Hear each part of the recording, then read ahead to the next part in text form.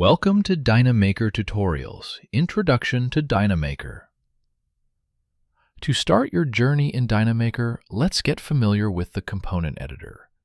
We'll create a simple block by extruding a single square. Let's start by creating a component called, for example, cube.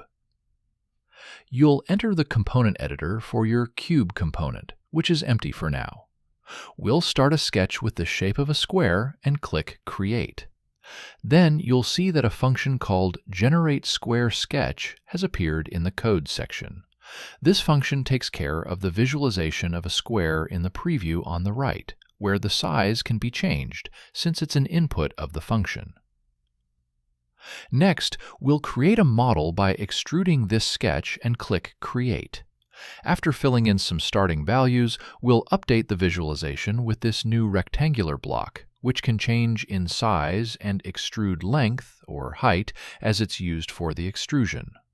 Notice that the visualization can be switched at any moment in the left sidebar to inspect the code and its resulting visualizations for both the 2D and 3D geometry, respectively.